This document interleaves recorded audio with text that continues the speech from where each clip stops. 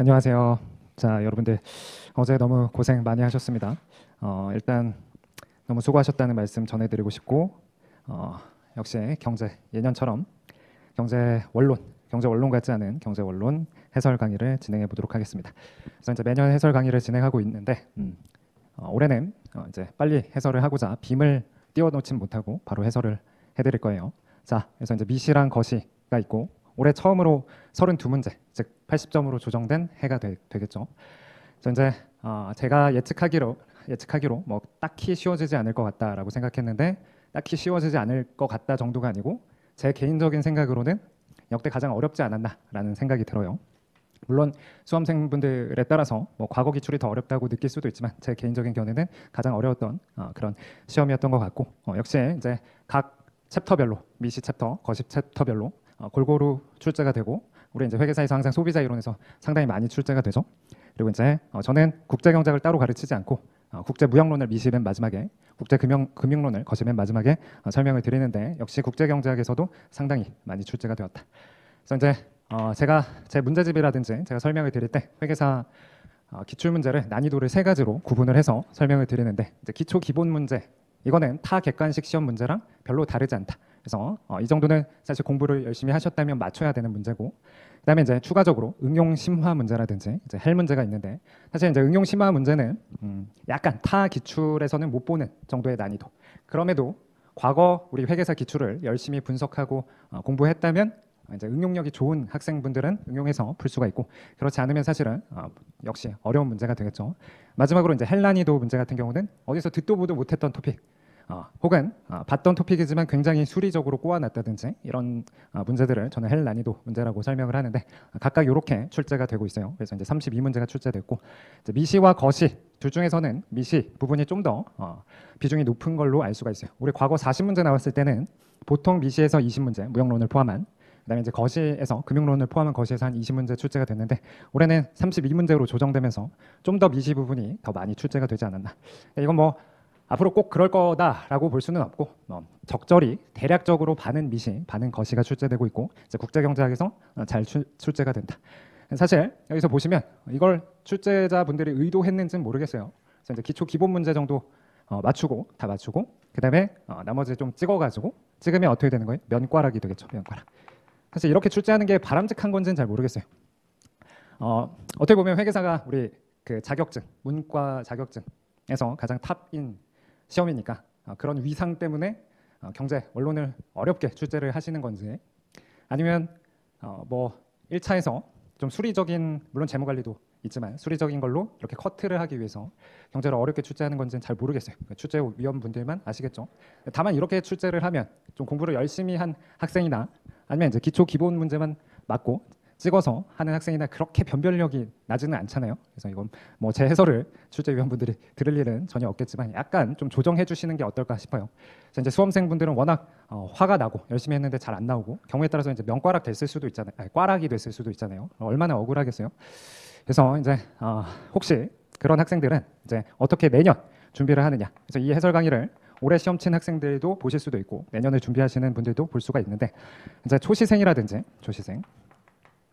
그리고 본인이 좀 수리적으로 자신이 없다. 대신 세법, 회계 이런 건 잘하는데 수리적으로 자신이 없다. 그러면 수학이 좀 별로 수리적인 센스라든지 이런 게 좀 약하다. 그러면 이제 면과락으로 가는 게 맞는 것 같아요. 면과락. 그래서 기본적인 문제들 잘 맞춰주고 나머지 잘 찍어서 대충 좀 찍으면 그래도 정답률이 나오잖아요. 너무 아닌 것들은 좀 제끼면 이제 면과락 전략으로 가는 게 맞는 것 같고, 이제 재시생이라든지 혹은 본인이 이제 수리적으로 좀 자신이 있다. 이과 학생이라든지 혹은 뭐 수학을 좀 좋아했다. 그러면 이제 한 60점 정도를 목표로 하는 게 바람직할 것 같아요. 그래서 이제 절대로 80점 맞을 수 있는 시험은 아니에요. 만점 맞을 수 있는 시험은 제가 생각했을 때 아니고, 교수님들도 풀어보라고 하면 만점 못 나오고, 저도 솔직히 말해서 만점 나올까 말까 시간 내에 푸는 거에서는 사실 쉽지 않아요. 그런 측면에서 이제 60점 정도 획득하는 것을 목표로 하는 게 좋을 것 같아요. 사실 뭐 수험생들이 이제 너무 억울하니까 뭐 교수도 잘난 척하려고 내는 거 아니냐 이렇게 생각하실 수도 있는데 그건 아니에요. 왜냐면 솔직히 말해서 뭐 대학원 수준 그리고 더 연구하신 수준으로 내면 문제 자체를 읽을 수가 없으니까, 우린 적어도 문제는 읽을 수 있잖아요. 그렇죠? 그런 건 아니고 제가 생각했을 때는 본인 그 출제위원 본인들이 계시는 학교가 그래도 상위권 학교일 거 아니에요? 상위권 대학교. 상위권 대학교 중간 기말 수준으로 이게 중간 기말 정도로 나오는 수준이긴 맞아요.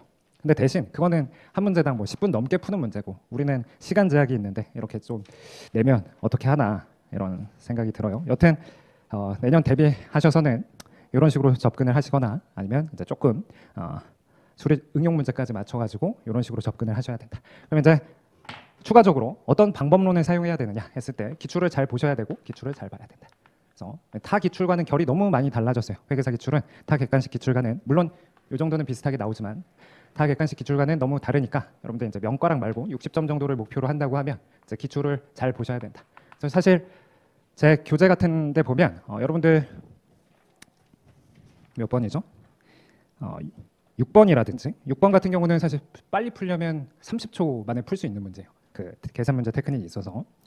그다음에 이제 3번 같은 경우도 사실은 처음 봤을 때 물론 효용함수는 우리 맥스 펑션이라고 해서 한번 보긴 했는데 과거 제가 기출 해설할 때 효용함수로 표현되는 선호 체계는 완비성과 이행성을 만족한다 그런 걸 설명드렸는데 그걸 이제 깊이 있게 생각하지 않으셨으면 어려웠겠죠. 그래서 이제 기출을 잘 봐야 되고 두 번째로는 좀 개념이 잘 잡힌 상황에서 그건 기본이죠.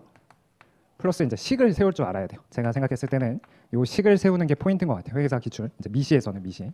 거시는 사실 뭐 수험생분들에 따라서 거시가 더 어려웠다라고 하실 수도 있는데 거시는 과거 우리 회계사 기출을 기반으로 열심히 보셨다면 헬 난이도까지는 없었다고 생각이 들어요. 물론 이제 응용 심화 문제들은 좀 있지만 그래서 미시에 한해서는 거시는 기출을 잘 보시면 되고 미시에 한해서는 개념을 숙지하고 그걸 식을 잘 세워야 되고 거기뿐만 아니라 이제 계산을 좀 빨리 해야 돼요. 계산. 이게 과연 회계사 되는 데 있어서 중요한 요소인지는 저는 모르겠는데 여튼 이제 미분이라든지 뭐 루트 취하든지 제곱 취하든지 이런 계산이 나름 빨라야 시간 내에 풀 수 있다. 근데 이런 거는 이제 사실은 연습이 필요한 거고 연습을 해야 된다. 여러 가지 문제들을 통해서. 그래서 이제 올해 우리 스마트 경영에서 1교시 모의고사라고 해가지고 4회 정도 모의고사를 진행했었는데 그것도 이제 내년에 좀 문제를 변형하면서 이런 연습이 되도록 한번 또 그런 커리큘럼을 진행해 보도록 할게요. 역시 이제 혹시 재시생 분들이 원하신다고 하면 재시생을 위한 이제 경제학이라고 해서 이런 부분을 좀 더 연습할 수 있는 그런 강의를 준비해 볼까 생각하고 있습니다. 일단 총평은 이렇게 마무리하고 이제 해설을 해보도록 하겠습니다.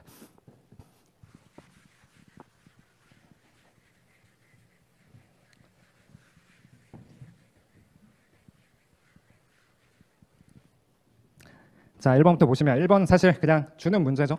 그래서 1번 우리 광고가 상품에 대해서 정보를 구체적으로 제공하지 않더라도 그 자체로서 어떤 역할을 하냐. 좋은 품질. 그래서 좋은 품질에 대한 정보가 비대칭적일 때 좋은 품질을 갖는 그런 상품들이 광고 비용을 충당하고도 이제 뭐를 한다? 좋은 품질이라는 것을 알리기 위해서 뭐를 하는 거죠? 신호를 발송하는 거죠. 자기가 좋은 품질이야. 그래서 신호를 발송하는 거다. 이제 정답 1번이고 이건 이제 우리 교육 시장에서는 교육 기간을 가지고 많이 교육을 받으면 내가 생산성이 높은 거다. 신호를 발송하는 거. 그런 계산 문제 우리 있었죠. 여튼 1번 정도는 그렇게 어렵지 않게 푸셨을 것 같고 자 2번도 역시 2번 정도는 기본이죠. 그래서 물품세가 부과됐을 때 공급자가 전부 부담하는 거. 자, 이제 공급자가 전부 부담한다. 저는 그냥 속된 말로 공급자가 세금을 다 때려 맞는다. 그래서 공급자가 다 때려 맞으려면 우리가 비탄력적일수록 탄력적이라는 건 막 이렇게 잘 반응을 하는 거고 비탄력적일수록 조세 부담을 한다고 해서 공급자가 완전히 비탄력적이거나 반대로 상대방인 수요가 완전 탄력적인 경우라면 공급자가 전부 조세를 부담한다고 했었죠. 이 둘 중에 답이 나온 거는 4번 수요 곡선이 수평이고 공급 곡선은 이제 우상향하는 경우. 그래서 이제 이 두 경우가 공급자가 전부 부담하는 거. 이 정도도 여러분들 어렵지 않게 푸셨을 것 같아요. 자, 3번 한번 봅시다. 자, 3번 보시면 두 재와 XY를 통해서 효용을 얻는 소비자의 효용함수가 맥스 펑션이다. 그래서 우리 이거 회계사 기출에서도 한두 번 정도 나왔었죠. 그래서 두 재와 소비량 중에서 많은 소비량에 의해서 효용이 결정된다. 이런 선호 체계는 사실은 구석해가 나올 수가 있다. 구석해가 나올 가능성이 여러 가지가 있었잖아요. 여기서 그런 구석해, 최적 선택에 대해서 물어본 건 아니고 이런 효용 함수 자체를 물어봤죠. 그래서 이제 가 보시면 임의의 두 상품에 대해서 어느 것을 더 약선호하는지 항상 판별할 수 있다. 가가 어떤 내용이에요? 완비성이죠. 완비성. 임의의 두 대안에 대해서 혹은 임의의 두 상품 묶음에 대해서 판단할 수 있어야 된다. 이 상품 묶음이 더 좋은지 저 상품 묶음이 더 좋은지. 그래서 그 완비성이 충족되어 있느냐 물어보는 건데 항상 제가 과거 기출을 설명하면서 말씀드렸는데 효용함수로 표현하기 위해서는 효용함수 선호 체계를 효용함수로 표현하기 위해서는 갖춰야 할 조건이 있었고 그 갖춰야 할 조건이 합리성, 즉 완비성과 이행성을 만족해야 되고 그 다음에 추가적으로 이제 연속성까지 만족해야 된다. 그래서 우리가 과거 기출에서 완비성, 이행성까지는 만족하는데 연속성을 만족하지 못해서 효용함수로는 표현하지 못하지만 최적 선택을 할 수 있는 거, 뭐 사전 편찬식 선호 체계 우리 기출에서 봤었죠. 다만 여기서는 효용함수로 표현하고 있으니까 이 세 가지 공리를 다 만족하게 하는 거고, 그래서 가는 옳은 얘기. 역시 나가 뭐예요? 이행성이 되죠. A를 B보다 선호하고 B를 C보다 선호하면 A를 C보다 선호한다. 그래서 이행성, 역시 이행성도 충족을 하게 되겠죠. 좋아요. 그러면 이제 정답은 1번 아니면 4번 중에 하나겠죠. 자, 다는 뭐냐면 X, Y 중 적어도 한 재화의 수량이 증가하면 효용은 증가한다. 물론 아까 방금 말씀드렸다시피 정답 1번 아니면 4번이니까 다는 굳이 파악할 필요 없지만 다에 대해서 설명을 드리면 예를 들어서 여기가 5, 3이면 효용은 5죠. 이때 Y제와 소비가 는다고 해서 효용이 증가하지는 않으니까 다는 틀린 얘기죠. 그래서 다는 엄밀하게 뭐예요?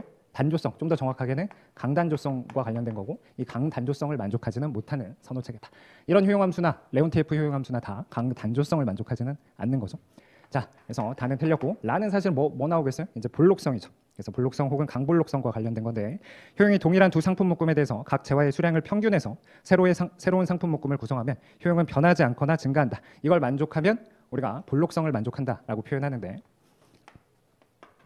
여기서는 이제 예를 들어서 우리 무차별 곡선 그리면 이렇게 그려진다는 거 아시죠? 그러면 이런 상품 묶음은 같은 효용을 줄 텐데 두 개를 가중 평균해서 단순 평균해가지고 상품 묶음을 구성하면 그러면 여기서의 효용은 오히려 더 낮은 효용이 되겠죠. 그냥 간단하게 뭐 여기는 2,4라고 하고 여기는 4,2라고 했을 때 그러면 효용은 4인데 두 개를 가중 평균한 3,3이라는 소비 묶음은 효용이 오히려 줄어들 테니까 라는 틀린 얘기죠. 그래서 이제 3번 정도도 어렵죠. 당연히 어렵지만 이제 공부를 열심히 하셨다면 좀 맞출 수 있지 않았나라는 생각이 들고 이제 4번부터가 이제 계산의 시작이죠. 계산이 엄청 등장하게 돼요. 당황스럽죠. 그래서 이제 효용함수가 곱더글러스 효용함수다. 우리의 가장 중요한 함수 물어보면 곱더글러스죠. 효용함수도 그렇고 미시 생산함수에서도 나오고 거시 생산함수에서도 나오고 여튼 간단한 곱더글러스 효용함수다. 자, 근데 이제 두 소비점이 있대요. A라는 소비점, 뭔지는 모르겠지만 A라는 소비점을 XA, YA라고 표현을 하고 있고 B라는 소비점을 XB, YB라고 표현을 하고 있어요. 자, 이때 B에서의 효용이 A에서의 효용의 2배래요. 그러면 B에서의 효용은 어떻게 돼요? B에서의 효용은 XB 곱하기 YB가 되고 A에서의 효용은 XA 곱하기 YA가 되죠.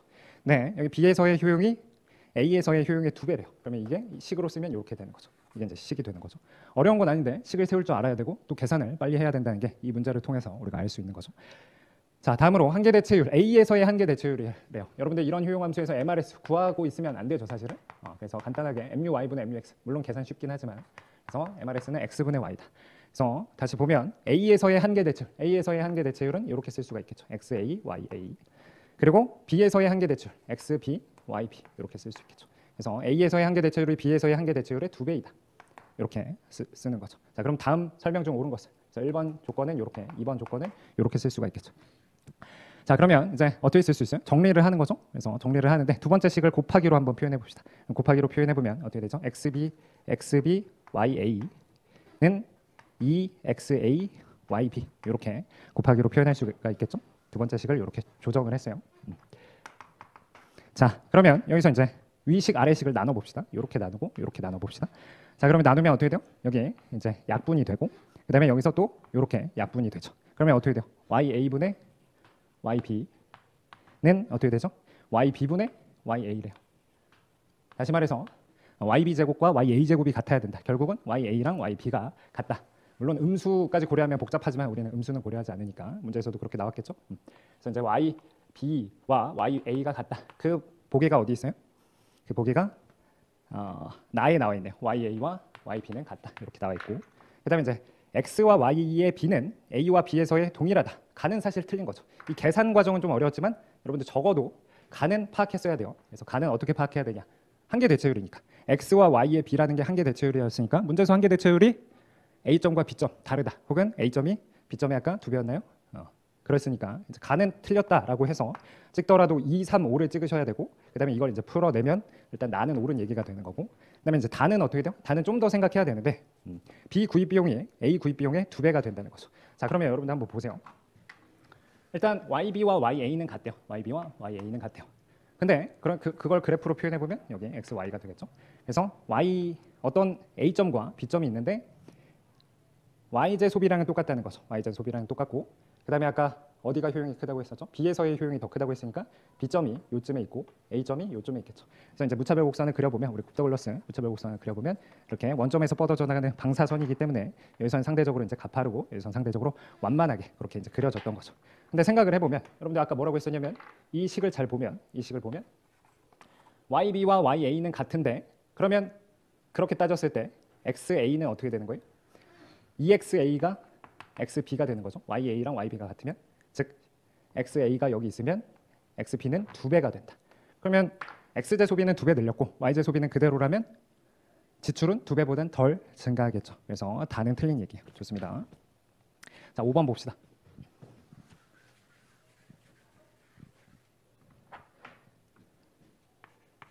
자, 두자와 XY를 통해서 효용을 극대화하는데 소비점이 원래는 몇 콤마 몇이었대요? 2,8이었대요. 그래서 이제 그래프로 그려보면 대충 2,2468 요즘 2,8, 2,8이었다. 자, 여기가 소비점이었는데 소득이 2배가 되자. 이거 좀 스케일링 해야겠네요. 2,8. 그래서 2,8 이 정도. 그래서 예산선이 정확히 어떤 정보인지는 모르지만 2,8을 선택했고 소득이 2배가 되자 16,4가 됐대요. 그래서 XJ 소비는 확 늘렸는데 16, YJ 소비는 확 줄였다는 거죠. 16,4. 그러면 뭔가 이게 정상제 열등제 얘기를 하는 건가? 우리 회계사 기출에서 그런 거 있었으니까 그건 아니고 여기서 뭐라고 돼 있냐면 자 XJ 가격과 YJ 가격이 같다. 그리고 이런 얘기가 갑자기 뜬금없이 나와요. 그래서 우리 소비자 이론에서 가장 중요한 건 제가 강조했다시피 예산식이 가장 중요하다고 했었어요. 그래서 예산식을 써보면 첫 번째 예산식은 어떻게 되는 거죠? 2 PX XJ 가격 곱하기 XJ 소비량 그래서 이게 되고 PY 곱하기 YJ 소비량 8 이게 첫 번째 예산식이 되는 거죠. 소득. 그 다음에 두 번째 요 소비목금과 관련된 예산식을 써보면 PX 곱하기 16이 되는 거고 그 다음에 PY 곱하기 4가 되겠죠.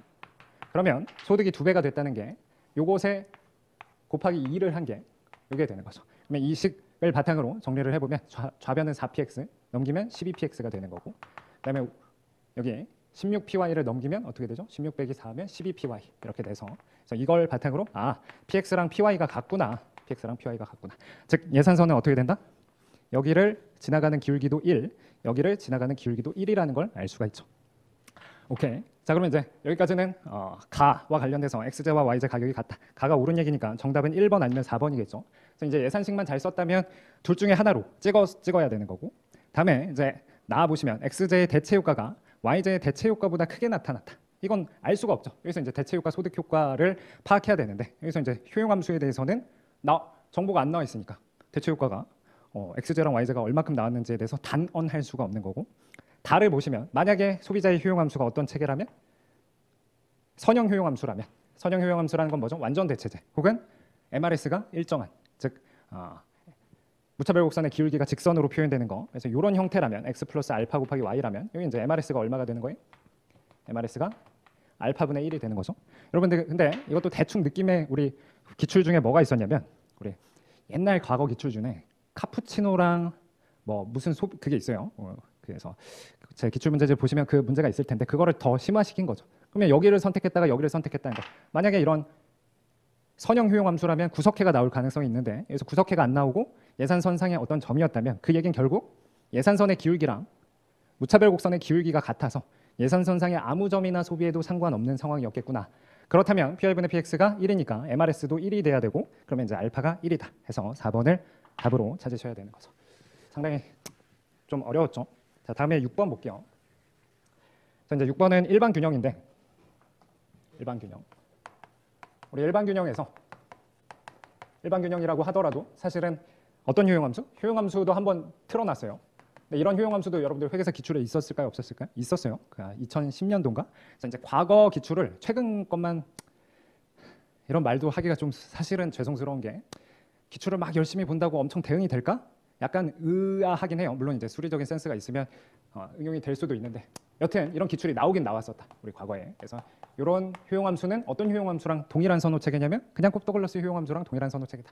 여러분들 MRS 구해보시면 MRS가 x분의 y로 나올 거예요. 그래서 이런 효용함수나 그냥 곱더글러스 효용함수나 동일한 선호체계다. 동일한 선호체계, 같은 선호체계를 만족한다. 자, 그러면 x제의 수요 함수는 어떻게 쓸 수 있냐? 소득 중에 이 정도는 다 아시죠? 알파 플러스 베타 분의 알파. 소득 중에 절반을 x제에 쓰고 그다음에 x제 가격으로 나누면 x제 최적 소비가 된다. 자, 다만 일반 균형에서 얘를 이제 부존 자원 모형이라고도 하는데 사실 우리 회계사 기출에도 정확히 나온 건 아니지만 이걸 풀어내는 해설이 있었어요. 제 교재를 보시면. 그래서 이제 소득을 숫자로 주어지는 게 아니고 부존 자원 모형이라고 해서 이 소비자 값은 x제를 몇 개 갖고 있대요? 14개를 갖고 있대요. 그다음에 y제를 몇 개 갖고 있대요? 16개를 갖고 있대요. 그러면 아까 쓴 예산식과 비슷하게 이 소비자가 갖고 있는 재화의 x제 14개, y제 16개를 갖고 있다고 하면 그 가치는 이렇게 결정되는 거죠. 즉 재화를 가지고 있기 때문에 소득이 고정된 값이 아니고 시장 가격이 바뀌면 내 소득의 가치가 바뀌는 거. 그래서 이제 x제를 14개, y제 16개를 갖고 있을 때 소득이 이렇게 돼요. 그럼 얘를 그대로 넣기만 하면 되는 거죠. 다만 문제에서 추가적으로 px가 얼마인지 주어졌죠. 그래서 x제 가격이 10이라고 주어져 있고 그다음에 y제 가격이 얼마로 주어져 있어요? 5로 주어져 있죠. 그러면 이 값은 140이 되고 이 값은 80이 되니까 220이 되겠죠. 220. 그리고 역시 x제 가격 지금 10이라고 문제에서 주어졌으니까 그럼 최적 x제 소비량은 얼마가 되는 거예요? 11이 되겠죠. 자, 이 친구가 14개를 갖고 있는데 11개를 소비한다는 건 3개를 판매를 하는 거죠. 그래서 x제 3개를 판매하고 3번 답으로 찾으시면 되는 거고 그다음에 이제 사실은 x제 3개 팔았을 때 지금 py분의 px가 2니까 x제 상대 가격이 2니까 x제 3개를 시장에서 팔면 y제를 6개를 받아올 수 있겠죠. 그래서 3번을 답으로 고르실 수 있다. 자, 다음 7번 한번 볼게요. 이것도 응용이죠. 계산이 좀 뭐라고 해야 돼요? 회계사 되실 분들은 계산이 필요하다라고 생각하시는 건지 하여튼 계산이 상당히 조금은 까다로워요. 그래서 기본 문제지만 계산이 조금 까다로울 수 있다. 그래서 효용함수도 그대로고. 그래서 뭐를 물어봤냐면 보통 리스크 프리미엄을 구하라고 하지만 여기서 이제 리스크 프리미엄을 숫자로 줬어요. 얼마로 줬어요? 1이래요. 이제 리스크 프리미엄은 우리가 어떻게 구했었냐면 기대소득과 확실성 등가 혹은 확실성 대등액의 차이로 구했었죠. 그럼 이제 기대소득을 계산해야 되고 기대소득은 어떻게 되는 거예요? 0.5의 확률로 얼마? 100이 되고 그다음에 0.5의 확률로 그다음에 x가 되는 거죠. 기대소득. 그래서 이제 미지수가 여기 들어가는 거죠. 여기까지가 기대소득. 그다음에 이제 확실성 등가는 어떻게 구하는 거죠? 확실성 등가를 구해보면 확실성 등가는 기대 효용과 같은 효용을 주는 확실한 금액이라고 해서 다음에 방정식을 쓰는 거죠. 그래서 기대 효용과 같은 효용을 주는 확실한 금액 이 방정식을 푸는 거죠. 그럼 기대 효용을 또 구해야 되는 거죠. 기대 효용은 어떻게 되냐? 0.5의 확률로 100을 얻게 되는데 이제 루트 100 쓰면 되는 거고. 그다음에 이제 0.5의 확률로 x를 얻게 되니까 루트 x를 쓰는 거죠. 이게 기대 효용. 그래서 이제 효용함수가 루트니까 루트 c2. 그럼 확실성 대등액은 certainty equivalent는 이거를 제곱하면 되겠죠. 제곱. 그래서 좀 복잡하니까 계산 한번 하고 넘어가면 얘가 10이니까 5. 그래서 5 플러스 0.5 루트 x에 뭐가 되는 거예요? 제곱을 하면 확실성 대등액이 되겠죠. 그래서 얘를 여기다 넣는 거죠. 그래서 기대소득 구했고 그다음에 확실성 대등액 여기 5 플러스 0.5 루트 x의 제곱. 이 1이 되는 이 방정식을 풀면 되는 거예요. 이제 이걸 직접 푸셔도 되는 거고 여러분들은 계산기가 있으니까 거꾸로 x 비슷한 값을 넣어가지고 객관식으로 계산기 두드려서 이 값이 만족되는 보기를 찾으셔도 되는데 계산이 생각보다 좀 어렵죠. 이런 계산이. 하여튼 이렇게 푸시면 되고 8번으로 넘어갈게요.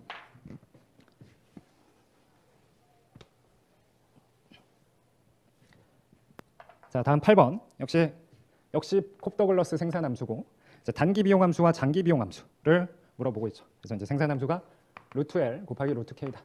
보자마자 MRTS는 뭐다? 그렇죠. 우리 콥더글러스 효용함수 MRS가 X분의 Y인 것처럼 MRTS가 L분의 K다. 바로 떠올라야 되고 대신 이제 노동과 자본의 가격은 1로 동일하대요. 그래서 그런 계산은 상대적으로 이제 쉽게 낸 거죠. 그것까지 어렵게 하면 말도 안 되는 거니까. 그래서 이게 이제 지금 1로 문제에서 나와 있다.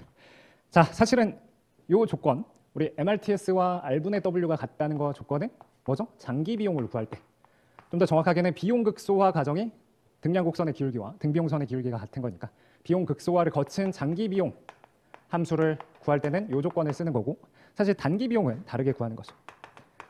단기 비용은 다르게 구한다. 그래서 단기 비용이든 장기 비용이든 사실은 어떻게 구하는 거냐? WL 플러스 R 곱하기 K. 단기 비용도 WL R 곱하기 K인데 단기 비용은 단기적으로 고정된 자본량이 있고 그럼 그 고정된 자본량 하에서 목표 생산량을 생산하도록 하는 노동량이 있는 거죠. 좋아요. 그 차이가 있죠. 그래서 일단은 보시면 생산량을 10개로 한대요. 그러면 생산량을 10개로 하려면 목표 생산량이 10이다. 그러면 장기적으로는 노동과 자본량이 같아야 되니까 그러면 각각 몇 개씩 넣으면 되는 거예요. 노동도 10개, 자본도 10개 넣는 게 장기적인 상황이고 노동의 가격, 자본의 가격이 1이니까 그러면 장기 비용은 얼마가 되는 거예요? 20이 되는 거죠. 20. 자, 20이 된다. 근데 이제 단기적으로는 자본량이 고정돼 있고 이게 고정된 값이 얼마인지는 안 나와 있어요. 근데 이 단기 비용이 장기 비용에 보다 더 크죠. 우리 최적화를 거쳤으니까 비용극소화를 거쳤으니까 더 비용이 적을 거고 그 관련된 문제 뒤에 말 문제로도 나오죠. 그래서 이것의 1.25배가 된대요. 이것의 1.25배. 그러면 1.25배 하면 얼마인가요? 25인가요? 25? 맞나요? 4분의 1. 25가 돼요. 그래서 25가 되도록 하는 이 K 값을 찾으면 되죠. 역시 문제에서 자본의 가격 1, 노동의 가격 1이니까 이렇게 되면 되고 대신 이 L을 어떻게 써야 되는 거예요? Q가 루트 L, 루트 K. 그러면 양변을 제곱하면 다시 이제 L을 Q에 관한 함수로 써야 되겠죠? 좋아요. 그래서 여기가 이제 계산을 하면 양변을 제곱하면 Q제곱이 L 곱하기 K가 되고 그럼 L은 K분의 Q제곱 이렇게 되는 거죠. 근데 이제 Q가 아까 목표 생산량이 10이었으니까 L은 그러면 K분의 100이 되겠죠. 그러면 K분의 100 더하기 K가 25가 되는 그 K 값을 찾으면 되겠죠. 그래서 이것도 이제 방정식이니까 푸시면 되는데 여튼 이것도 계산이 빨라야 된다. 계산이. 자, 어려웠고 나름 어려웠던 문제죠. 자, 다음 9번 봅시다. 자, 완전 경쟁 시장 9번 정도는 쉽게 푸셔야 되죠. 그래서 개별 기업의 단기 공급 곡선은 뭐랑 동일하다? 단기 공급 곡선은 한계 비용. 좀 더 정확하게 평균 가변 비용을 상회하는 한계 비용 곡선과 동일한 거고. 2번 산출물 시장 가격이 상승하더라도 개별 기업의 생산 중단점, 조업 중단점이라고도 하고 생산 중단점이라고도 하는 거. 그래서 AVC의 최저점. 물론 이 AVC가 이런 U자 형태도 나오지만 우리 회계사 기출에서 이렇게 직선의 형태도 나오죠. 여튼 이런 게 이제 조업 중단점이고 시장 가격과는 상관없이 조업 중단점은 고정되는 거죠. 그래서 2번을 답으로 찾으시면 되고 3번이 아까 말씀드렸던 동일한 생산량에 대해서 장기 비용은 단기 비용보다 항상 작거나 같다라고 해야 되는 거죠. 그다음에 4번 산업의 장기 공급 곡선은 개별 기업의 장기 한계 비용 곡선을 수평으로 합해서 노출한다. 4번을 혹시나 답으로 고르실 수도 있는데 여러분들 아실지 모르겠지만 비용 불변 산업이라고 하면 장기 공급 곡선은 특정 어디 특정? 이제 단기 말고 장기라고 했을 때 우리 장기 완전 경쟁 시장 장기 균형 가격 찾는 건 기계적이잖아요. 장기 평균 비용이 있고 그래서 장기 평균 비용의 최저점이 뭘로? 장기 시장 균형 가격으로 결정된다. 그래서 이제 수요가 아무리 변하더라도 어떤 조정을 통해서 기업 수의 변화를 통해서 그래서 수요가 많이 늘어나면 여러분들 커피 수요가 증가하면 어떻게 되는 거예요? 각 기업의 생산량이 늘어나는 게 아니고 커피 판매하는 기업이 늘어나는 것처럼 완전 경쟁 물론 커피가 완전 경쟁은 아니지만 그렇게 이제 설명을 드리면 수요가 변하든 안 변하든 공급이 계속 변하는 거죠. 공급이 계속 변해서 장기 균형 상태에서는 이 가격으로 조정된다는 게 수요가 이렇게 늘어도 공급이 이렇게 늘고 줄어도 공급이 다시 하니까 그래서 장기 공급 곡선을 이런 식으로 수평선으로 그리는 걸 한 번쯤은 보셨을 수가 있어요. 그래서 이제 4번은 그 얘기라서 틀린 얘기고 5번 장기 균형에서 시장 수요가 증가하더라도 시장 가격은 불변이다. 우리 회계사 기출에도 있었던 거죠. 뭐 M이 100일 때, M이 200일 때 상관없이 장기 시장 균형 가격은 어디로? 개별 기업 장기 평균 비용의 최저점의 높이가 완전 경쟁 시장의 장기 균형 가격이다. 자, 10번 볼게요.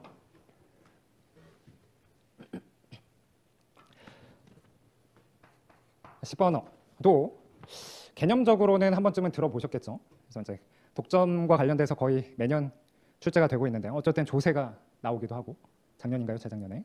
그다음에 이번에 가격 규제가 나오기도 한 거죠. 그래서 이제 가격 규제에서 독점을 규제할 때 가격 규제를 하는데 규모의 경제가 있는 자연 독점일 때는 한계 비용 가격 규제를 했을 때 뭔가 문제가 발생했고 일반적인 상황에서는 한계 비용 가격 규제를 하면 효율적이다. 근데 여기서는 한계 비용 가격 규제는 아니고 가격을 얼마로 설정했을 때의 자중 손실에 대한 얘기를 하고 있어요. 무슨 얘기냐? 자, 보시면 일단 수요 직선으로 주어져 있는 거죠. 120이고 기울기가 2분의 1이니까 여기는 240. 그러면 이제 MR을 잘 하면 MR은 항상 기울기 2배니까 여기가 이제 120이 되는 거죠. 자, 다음으로 이제 MC를 구해보면 비용 구조 총 비용이 2분의 1 Q제곱이니까 이 정도는 당연히 기본적으로 하시겠죠? MC가 Q죠.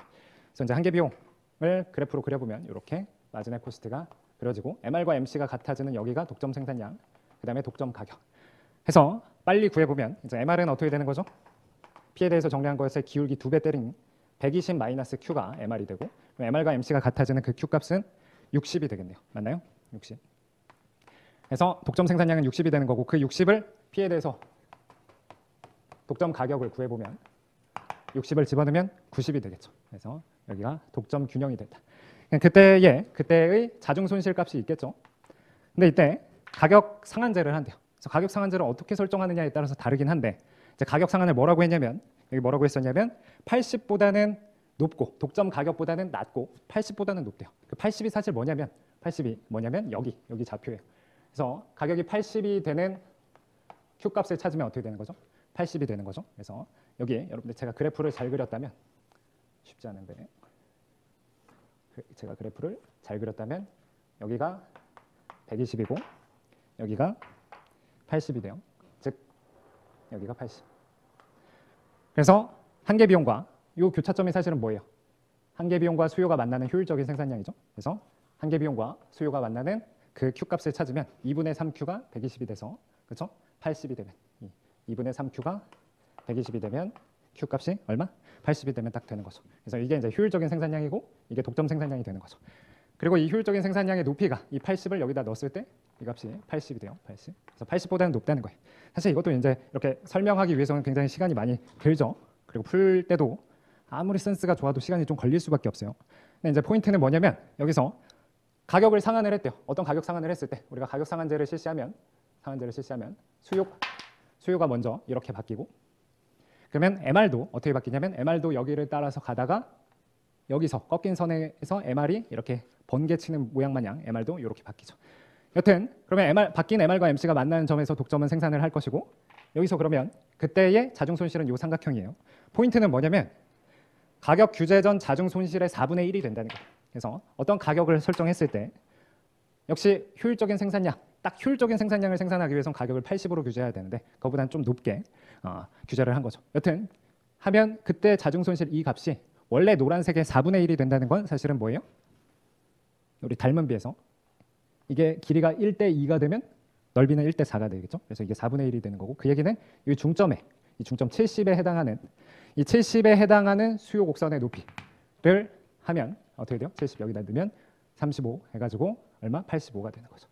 사실 이거를 강사야 뭐 맨날 이런 거 보고 하는 거지만 수험생들 여러분들 뭐 할 게 엄청 많은데 이거를 하여튼 그래요. 이런 것도 사실은 시간 내에서 풀기가 쉽지는 않았을 거고. 자, 11번. 자, 11번은 이제 벌크 디스카운팅이라고 해서 2급 가격 차별이라고 하고 2급 가격 차별도 배우는 내용이에요. 어디서? 경제학과 학부에서 배우는 내용이죠. 근데 이거를 이제 여기서 낸다. 이거를 시간 내에 푸는 시험에서 낸다. 여튼 한번 봅시다. 그래서 식을 한번 써야 되는 거고 여튼 이윤식을 항상 써야 돼요. 이윤식. 풀 거면 이윤식을 잘 써야 된다. 자, 수요 함수 역시 그나마 수요 이렇게 낼 거면 수요라도 좀 더 편하게 내주던다. 10-Q 이런 식으로. 수요도 그렇게 편하진 않죠. 여기 14고 여기 이제 7이 되겠죠. 그래서 수요는 이제 P는 14-2Q가 된다. 자, 여기 뭐라고 나있냐면 2급 가격 차별이라고 해서 쉽게 생각해서 이제 두 단계로 나눠서 가격을 책정하는 거죠. 여러분들 읽어보셨으면 아시겠지만 처음에는 가격을 얼마로? 이제 P1, 그러니까 Q1까지는 P1으로 책정하고 그다음에 그거 팔고 나서 추가적인 제품에 대해서는 여기 혹시 헷갈릴까봐 나름 뭐라고 나있냐면 Q1을 초과하는 소비량에 대해서는 P2를 책정한다. 그래서 Q2에서 P2. 이윤식 쓰기도 사실은 어려웠던 건데 그러면 여러분들 그래프로 표현하면 사실은 더 여기가 이제 P1 곱하기 Q1이 되는 거고 다음에 이제 P2 곱하기 Q2를 하면 안 돼요. 이게 포인트인데 그 다음 사각형은 여기죠. P2 곱하기 Q2가 아니고 여기가 다음 사각형이 되는 거예요. 그래서 첫 번째 매출, 두 번째 매출 이게 토탈 레버뉴 1이 되는 거고 토탈 레버뉴 2가 되겠죠. 이건 이제 식으로 표현해 보면 이제 P1을 써야 되는데 P1 곱하기 Q1 그다음에 P2 곱하기 Q2가 아니고 Q2 빼기 Q1 그리고 이제 비용은 어떻게 여기까지니까 비용은 어떻게 쓴다? 비용은 여기 얼마로 나 있어요? 2Q 제곱이니까 2Q 제곱이니까 여기도 뭐가 되는 거예요? Q2의 제곱이 되는 거예요. 이윤식 쓰기도 사실 힘들었던 거죠. 그래서 전체 생산량은 Q2가 되는 거니까 여기 Q 자리에 Q2가 들어가야 돼요. 이윤식 이렇게 쓰고 그럼 P1 자리에 뭐를 넣고 14 마이너스 2Q1 그 다음에 Q1 쓰고 그 다음에 P2 자리에 뭐 쓰고 14 마이너스 2Q2 그 다음에 여기 Q2 빼기 Q1 쓰고 Q2 빼기 Q1 쓰고 그 다음에 빼기 2Q2 제곱해서 얘를 맥스하는 Q1, Q2 값을 찾으니까 이윤식 쓴 다음에 다음은 미분해서 0 놓는 거예요. 그래서 이제 Q1으로 미분해서 0 놓고 Q2로 미분해서 0 놔서 여러분들 직접 한번 계산해 보시면 그 값이 이제 Q1과 Q2가 나오고 P1과 P2가 제가 한번 풀어봤을 때 얼마였냐면 12랑 10이 나왔나요? Q1이 1이고 Q2가 2였나요? 아마 그랬을 거예요. 제가 어제 자기 전에 풀었을 때.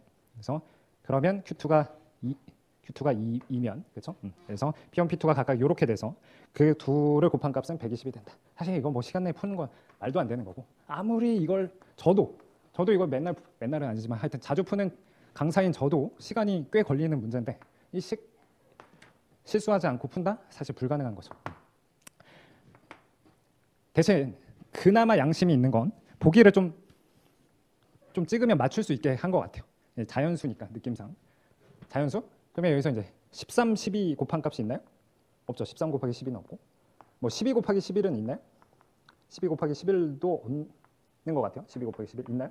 없는 것 같아요. 그럼 12 곱하기 10 해서 대충 요건가? 2번인가? 찍을 수는 있긴 있는데 사실 억지죠. 제가 말하면서도 억지인데 시간이 없으면 이렇게 찍을 수는 있다. 자, 다음 12번 역시 12번 말이 안 나오죠? 12번 슈타켈버그고 기업이 3개가 있네요. 1기업, 2기업, 3기업. 그래서 1기업이 먼저 결정하고 그 다음에 2기업, 그 다음에 3기업. 쉽지 않죠. 다만 여러분들 이거 맞추신 분은 아마 이렇게 맞추시지 않았을까? 이걸 풀고 맞추신 분은 아무도 없겠죠? 이제 찍는데 어떻게 찍냐면 우리 두 기업만 존재했을 때 선도자의 생산량은 독점 생산량이라고 해서 2B분의 A-C. 우리가 수요 구조가 A-BQ 이렇게 주어지고 한계 비용이 C로 두 기업 한계 비용이 모두 C로 동일하다고 하면 선도자의 생산량은 2B분의 A-C, 추종자의 생산량은 4B분의 A-C. 이거는 뭐 우리 회계사 기출에도 나와서 이렇게 좀 빨리 푸시려면 외우시라 말씀드리긴 하죠. 꾸르노라든지 슈타켈버그 말씀드리잖아요. 독점 생산량 그것의 절반 이렇게. 여기서 이제 수요 구조는 어떻게 되어 있어요? 100-Q. 그래서 100-Q고 그다음에 한계 비용은 다행스럽게 한계 비용까지는 안 줬다. 최소한의 양심 한계 비용은 주지 않았다. 그럼 여기에다 적용해 보면 독점 생산량은 어떻게 될 거예요? 2분의 어떻게 되죠? 100-C. A가 100이고 한계 비용이 0이니까 최초 독점 생산량은 50이 될 것이고 그 다음에 추종자는 그것의 절반 25. 그러면 세 기업까지 하면 얘는 또 절반 아닐까? 느낌상 그렇게 이제 찍으셨다면 잘 찍으신 거고 그렇지 못하면 뭐 어쩔 수는 틀릴 수밖에 없는 문제긴 하죠. 이렇게 하면 그러면 1기업 생산량 50, 2기업 생산량 25, 3기업 생산량 12.5 해가지고 전체 생산량이 얼마가 되죠? 75에다가 87.5가 되고 그러면 가격은 얼마가 된다? 12.5가 된다. 그래서 이제 답을 3번으로 찍으실 수 있겠죠. 사실 이건 여러분들한테 시간 한 20분을 준다. 그럼 다 풀 수 있어요, 사실 여러분들. 그렇죠? 여러분들 할 수 있잖아요. 20분 정도 주면. 그래서 어떻게 하냐? 역진 귀납으로 기업 3의 이윤 극대화를 하는 거죠. 파이 3. 그래서 Q3을 결정하는데 Q1, Q2 값은 주어진 것으로 받아들인다. 여러분 이제 소문자로 쓸까요? Q3. 그러면 P가 뭐냐? 100-Q인데 Q가 전체 생산량이니까 Q1 빼기 Q2 빼기 Q3 비용 구조는 없고 이제 Q1, Q2를 주어진 것으로 받아들이고 Q3 그래서 먼저 1기업, 2기업 생산하면 3기업은 그냥 이것을 주어진 것으로 받아들인다. 이거 전체를 그냥 Q1 플러스 Q2를 그냥 뭐 Q-3 이렇게 쓰거나 뭐 딴 이렇게 Q라고 치환해도 되겠죠. 그래서 이제 100-Q 빼기 Q3 그러면 이제 Q3로 미분해서 0 놓는 거죠. 그러면 이제 100-Q 빼기 2Q3가 0이 돼서 이제 Q3 구하면 2분의 100-Q인데 이 Q 값이 아까 Q1 빼기 Q2였죠. 이렇게. 그래서 이제 3기업 구한 거예요. 그다음에 이제 2기업 구하면 되겠죠. 그래서 차근차근 풀면 사실 돼요. 그래서 맥스 파이 2 하고 그러면 정말로 놀랍게도 이 값들이 나와요. 그래서 맥스 파이 2 하고 그러면 이제 P 역시 100-Q1 빼기 Q2고 이제 Q3 값을 여기다 넣는 거죠. 이건 Q3 값. 이 Q3 값을 여기다 넣는다. 그래서 마이너스 Q3 그리고 Q2를 한다. 그래서 집어넣으면 어떻게 되냐면 2분의 여기 100 Q1 빼기 Q2 얘는 100 Q1 빼기 Q2니까 이거 하면 100 Q1 빼기 Q2 이렇게 돼요. 그 다음에 이제 Q2가 되고 여기까지는 그냥 집어넣어서 정리를 한 거죠. 그러면 이제 Q2로 미분해요. Q2로 미분해서 0 놓는 거죠. 그러면 이제 Q2로 미분하면 어떻게 되죠? 50 그리고 마이너스 2분의 1 Q1 되고 그 다음에 어떻게 되죠? 마이너스 Q2가 돼요. 이제 2분의 1 Q2 제곱이니까 미분하면 얘가 되고 그럼 Q2는 50 마이너스 2분의 1 Q1이 되죠. 좋아요.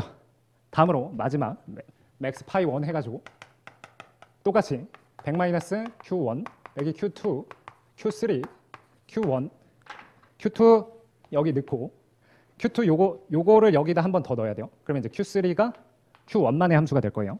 그 Q3를 여기 넣고 그다음에 Q1으로 미분하면 돼요. 시간 관계상 제가 하지는 않을 텐데 그래서 계산을 하면 딱 저 값들이 나온다.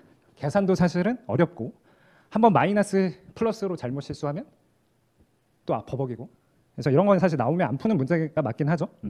그래서 이런 문제는 그냥 저렇게 찍거나 아는 문제 푸는 게 방법이에요.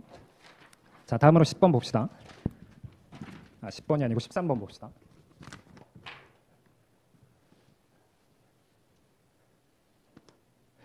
시간이 조금 빠르게 풀어야겠네요.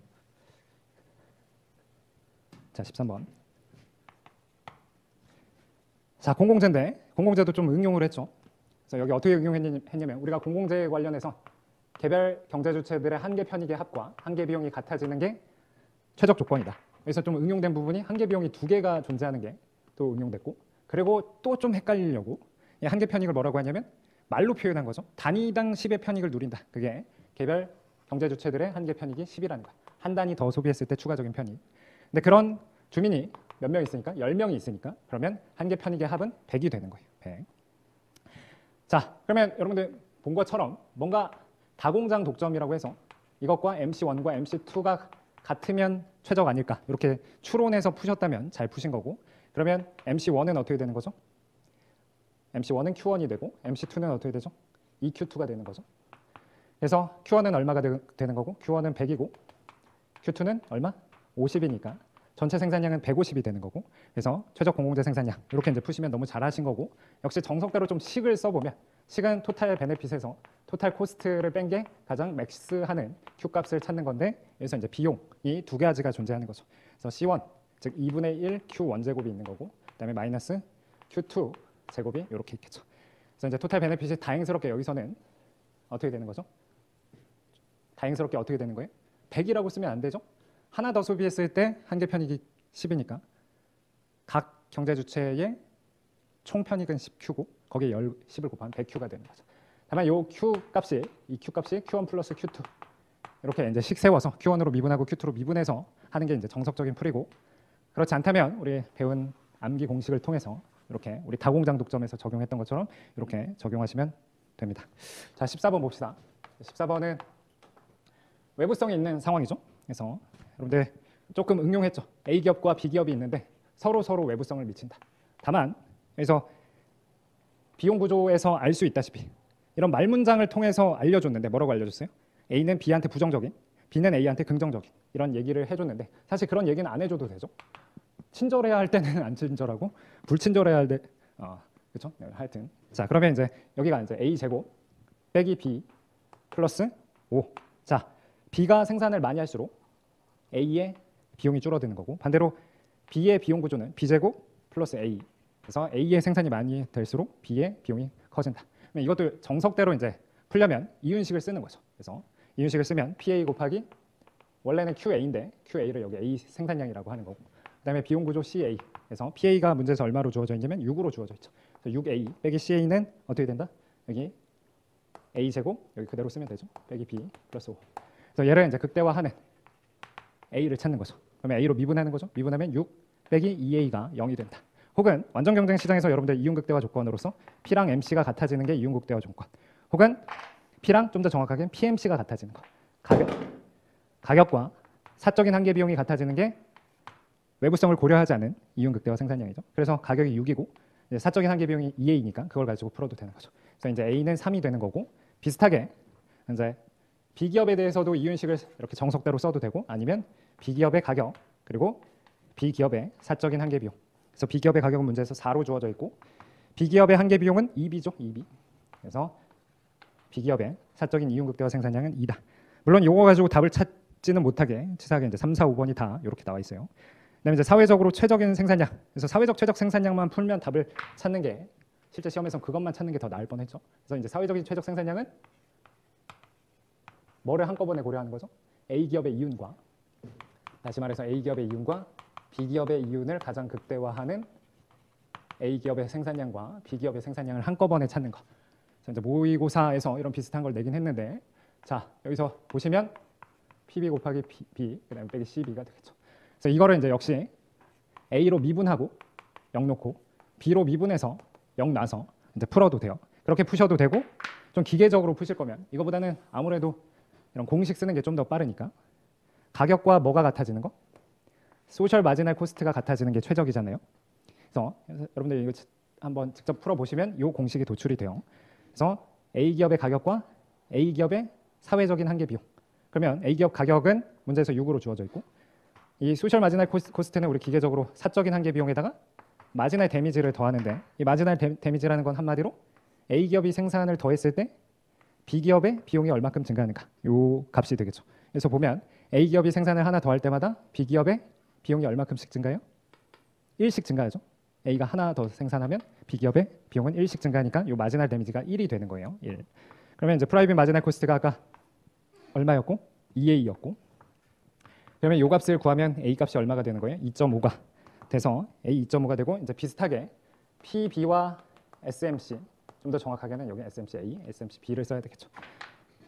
요 식 조건은 요거를 아까 요걸 잘 써가지고 미분하면 이렇게 나오는데, 요거는 이제 B 기업의 가격은 얼마죠? 4고, 그다음에 B 기업의 사적인 한계 비용이 있지만 마지널 익스터널 외부적으로 긍정적인 걸 주는 거죠. 여기서 보면 남한테 비용을 1씩 줄여주니까, 그러면 여기서는 사회적인 한계 비용은 1을 빼주면 되겠죠. 그래서 아까 B 기업의 사적인 한계 비용이 얼마였고?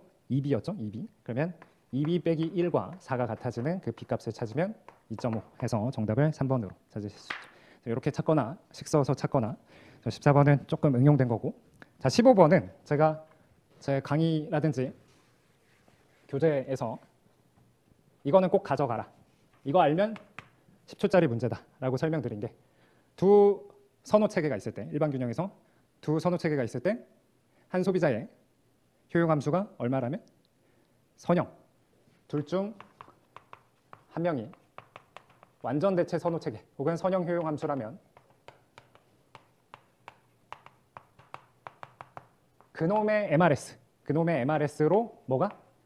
완전 경쟁 균형 가격이 결정된다. 그렇지 않고서는 균형이 절대 안 나온다라는 걸 설명드렸고, 우리 회계사 기출에도 있어요, 비슷하게. 그러면 소비자 1이 이런 선호 체계고 소비자 1의 MRS는 얼마예요? 2분의 1이죠. 그러면 경쟁 균형 가격은 이놈의 MRS인 2분의 1로 결정이 돼서, 그것만 알았다면 사실은 이제 10초짜리, 5초짜리 문제였던 거죠. 자, 다음으로 이제 16번 정도도 여러분들 뭐 타 기출 풀면서 보셨을 수도 있고 우리 회계사 기출에서도 보셨을 수도 있고, 그래서 원래는 어떻게 되는 거예요? 원래 균형 가격을 찾으면 OP가 300이 돼서 60이 되는 거죠. 그래서 수요와 공급이 있고, 원래 냅두면 국내 가격은 60이죠. 자, 이것도 이제 좀 빨리 푸는 방법대로 설명을 드리면, 원래 세계 시장 가격은 얼마래요? 40이래요. 이제 관세를 얼마큼 부과했죠? 단위당 10의 관세를 부과한대요. 그래서 이제 단위당 10의 관세가 부과되면 가격이 50으로 상승해서 일본 국내 가격이 50이 된다. 자, 그러면 가격이 10 상승하면 수요는 줄고 공급은 늘어나는 거죠. 그래서 수요가 QD는 400-2P. 이것도 이제 직관적으로 봤을 때 P가 10 증가하면 수요는 얼마큼 줄어드는 거예요? 수요가 얼마 줄죠? 20이 주는 거죠. 그래서 수요는 20 줄었다. 구체적인 좌표 안 찍더라도.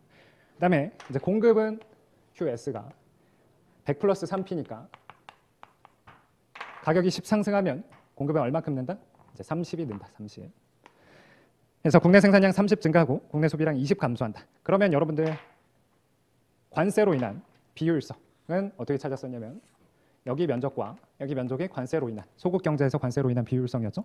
그러면 이 두 개를 계산해 보면 사실 이 두 개를 딱 합치면 이렇게 되는 거죠. 이렇게. 그래서 밑변이 뭐예요? 결국 직관적으로 관세로 인한 비효율성은 쓸데없이 소비가 줄고 쓸데없이 생산이 늘어나는 거. 이게 관세로 인한 비효율성이잖아요.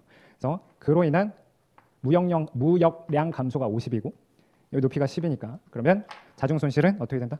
250. 그래서 정답은 이제 5번이 되고 나머지는 직접 체크해 보시면 되겠죠. 자, 17번 봅시다.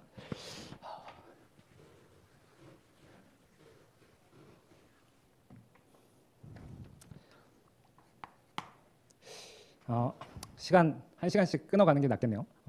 끊었다가 우리 이제 물론 미시긴 하지만 끊었다가 17번부터 설명드리도록 할게요.